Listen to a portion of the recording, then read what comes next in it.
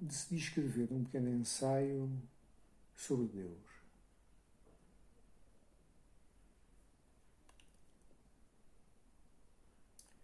Deus enviou ao mundo dos homens o seu próprio Filho para que este lhes indicasse pistas sobre a sua própria gênese, destino, papel na vida. E, para tanto, usou um pequeno grupo de homens de confiança, os chamados profetas. Curiosamente, tempos antes, ele tinha expulsado do paraíso o casal ancestral, Adão e Eva, impedindo-os assim de comer ou beber da árvore da sabedoria, o que não faz muito sentido. Bom, só podemos imaginar o que é que de facto terá acontecido para que ele tivesse mudado de opinião, de tática. Nunca saberemos. Porquê é que não ensinou logo a verdade ou não mostrou a verdade aos nossos pais ancestrais? Bom, a única explicação que me ocorre é uma explicação de ordem, eu diria, quase morfológica, gramatical, porque, de facto, segundo sabemos hoje, paraíso, o tal sítio onde estariam Adão e Eva, o paraíso significa jardim morado, ou seja, uma prisão. E, portanto, assim sendo, eu pergunto-me se Deus expulsou os nossos pais ancestrais ou se os libertou. E, na pressa de os libertar, eventualmente esqueceu-se de lhes ter dado a beber, metaforicamente, obviamente, da árvore da sabedoria. É uma boa explicação. Bom, voltando aos profetas, aqueles mensageiros usados por Deus através do seu Filho, esses profetas falavam por metáforas, obrigatoriamente, uma vez que a linguagem do Espírito, a linguagem celestial, a linguagem da vibração e da frequência do mundo quântico não é compatível, é absolutamente incompreensível para o limitado vocabulário do mundo dos sentidos, onde nós, a criação, habitamos. Faz todo o sentido. É como se estivéssemos a falar com alguém com uma língua estrangeira pela primeira vez, não entenderíamos seguramente.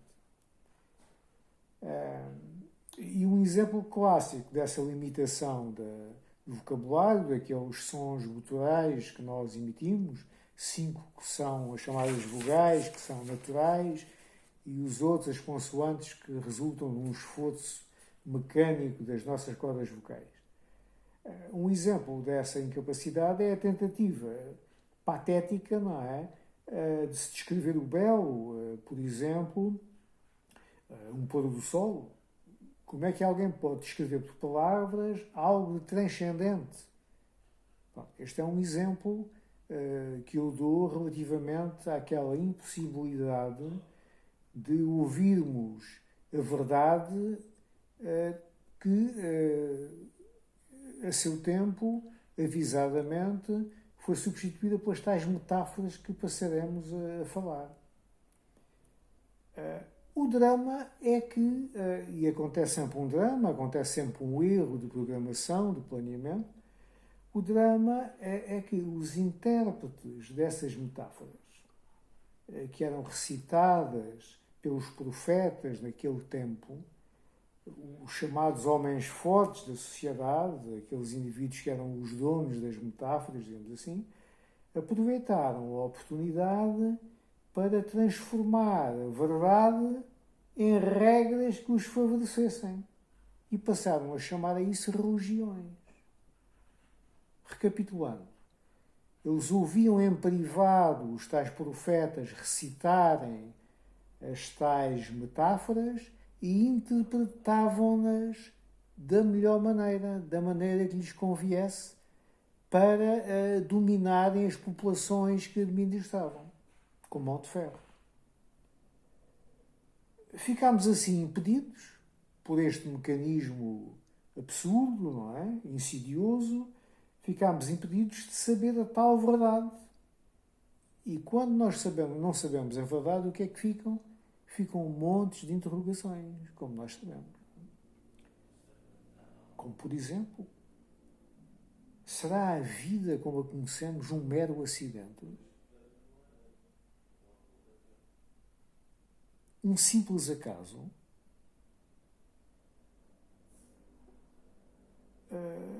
Será o homem, o ser humano atual, um aglomerado aleatório de átomos que fizeram sentido depois de infinitos fracassos ao longo de milhões de anos de evolução? Onde é que está o nosso verdadeiro eu? Onde é que reside a nossa alma, como já abordei aqui mesmo num outro monólogo? Aquela tentativa patética de encontrarmos algo que se chama alma no interior do nosso corpo? Não haverá mais nada para além da vida? Bom, a verdade é que todos temos consciência do nosso desaparecimento físico.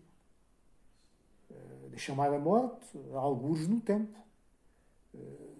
Creio que toda a gente tem essa consciência, uns mais do que outros, talvez os jovens não a tenham tanto, mas seguramente que quando esses jovens o deixarem de ser, ficarão mais conscientes de que há um limite para a sua existência.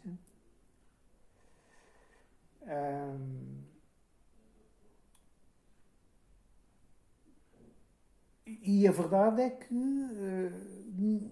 aparentemente, nunca ninguém voltou depois de morrer, talvez com exceção de Jesus Cristo. Mas eu, por exemplo, eu pelo menos não conheço ninguém que tenha voltado depois de eu me ter despedido dele formalmente, do modo normal, não é? Será esta outra metáfora? O reaparecimento de Cristo não passará de uma metáfora? Falamos então um pouco das metáforas a que eu aludi no início. Terá dito Jesus Cristo esta frase,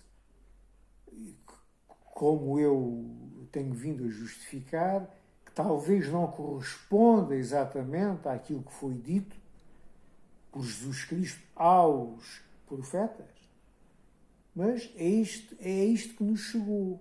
Cristo terá dito assim: eu sou aquele que é. Eu sou aquele que é. Bem, ele não disse eu sou aquele que tem. Parece que estamos todos de acordo que ele disse eu sou aquele que é e não aquele que tem. O que nos submete, nos remete claramente para a pergunta óbvia, não é?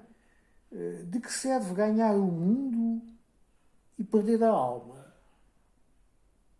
Como acontece com certas pessoas que nós conhecemos, ligados a pessoas que têm muitas coisas, muito dinheiro, muitas posses, geralmente ligados à banca, à política ou aos grandes negócios. Eu sei que esta questão filosófica, digamos assim, do ser versus ter, é muito pouco apelativa para as sociedades modernas, não é? Hoje em dia, toda a gente quer ter qualquer coisa, se não tem nada, é um pobretanas, é como se não existisse, não é? Mas a questão que se põe neste tipo de raciocínio é a seguinte: se eu sou aquilo que tenho, não é? Se eu sou considerado por aquilo que tenho, e quanto mais tenho, mais sou, que raio serei eu se perder tudo aquilo que tenho?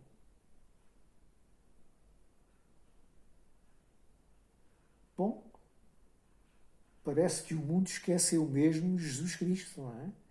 Quando ele disse que eu sou aquele que é.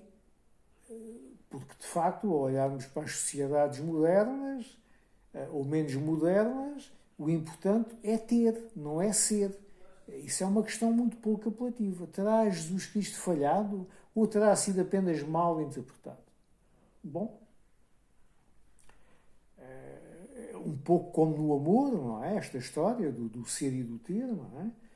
Uma vez o amor conquistado, e eu estou a ver aqueles namorados apaixonados que ainda não se têm completamente, que parece que estão perdidos um no outro, beijam-se e acariciam-se em todo o lado, não é? Mas, uma vez conquistado esse amor, eles passam a ter, a possuir esse estatuto, essa emoção, o amor, e eventualmente casam-se e depois já nada há mais para ganhar. Só a perder. O amor passou a ser um estatuto, com o casamento, é um estatuto, uma relação de posse, de contas em comum, de filhos, de viagens a fazer, não é?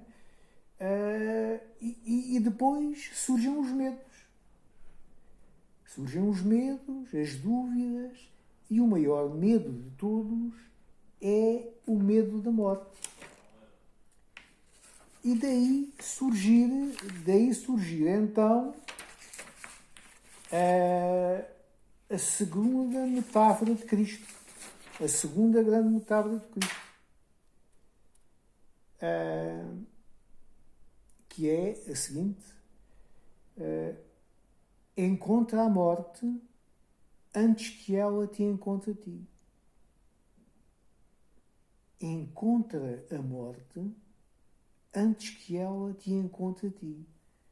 Bom, com a devida ressalva que eu já referi anteriormente, terá sido mesmo isto que os profetas apreenderam de Cristo? Ou terá sido adulterado?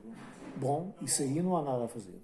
Temos que partir do princípio de que esta frase é mesmo aquela que Jesus Cristo disse aos profetas para proferirem pelo mundo fora. Encontra a morte antes que ela te encontre a ti.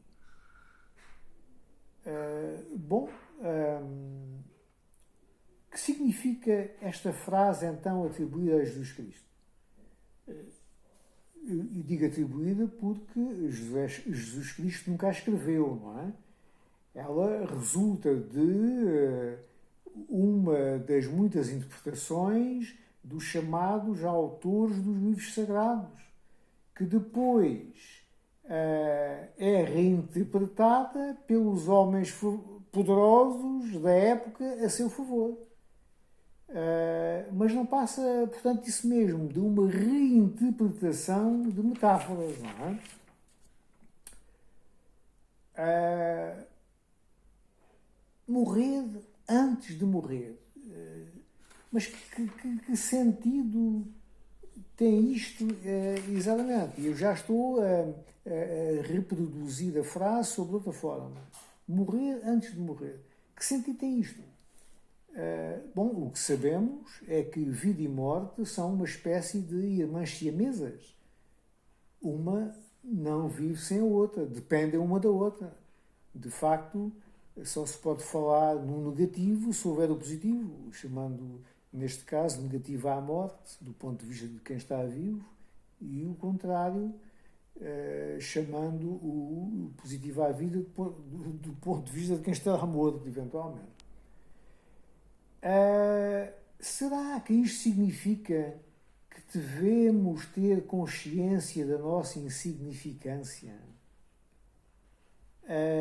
De percebermos que, no fundo, somos seres absolutamente descartáveis, esquecer das disputas, os problemas, pensar um pouco no ter cada vez mais para quê, se tudo isto é uma impermanência. No fundo, o que nos acontece é que sofremos pequenas mortes diariamente, com medo da perda de dinheiro, da perda de alguém ou de algo, de algum estatuto. No fundo, é o medo da morte, da inevitabilidade. Mas isso, de facto, é um erro, não é? Portanto, nós devemos, ao ter consciência plena da nossa transitoriedade, digamos assim, do nosso desaparecimento futuro inevitável, deveríamos deixar de recear, de facto, esse facto. Temos que aceitar aquilo que não podemos modificar, sob a pena de termos um peso enorme na nossa vida que apenas nos prejudica. A vida, assim, é analisada de vários ângulos, não é? Por várias filosofias. Será a vida um mero acidente? Um acaso, como alguns defendem? Não havendo rigorosamente nada para depois dela? Bom, como eu disse anteriormente, nunca houve alguém que voltasse para dizer como era, não é? Outros, contudo, acreditam numa vida posterior, num outro nível. É tão válido e aceitável esta constatação, esta fé, esta crença como a outra.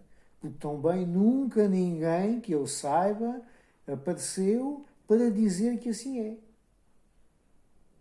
E nestas condições eu também posso formular uma outra questão. Será que nós estávamos mortos antes de nascermos? E nesse caso, seremos nós a prova provada, a prova viva de que, de facto, a morte não é o fim de tudo? Porque nós suportámos-la durante milénios ou milhões de anos sem termos qualquer tipo de contrariedade ou prejuízo por isso mesmo. Aqui estamos, na mesma, não é? E estivemos mortos durante quanto tempo? Haverá algumas recordações desse tempo? E onde é que eles estarão? Na mente profunda? Na chamada mente inconsciente? Nos tais sonhos reais? Tantas perguntas. A vida, a consciência, acaba por ser um mistério, não é? Se ao menos Adão e Eva tivessem comido a maçã até ao fim, provavelmente não estaria aqui a falar destas coisas.